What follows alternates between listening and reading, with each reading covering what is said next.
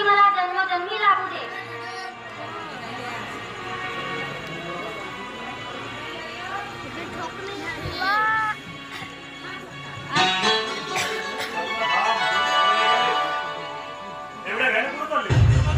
तुला काय करायचं आहे?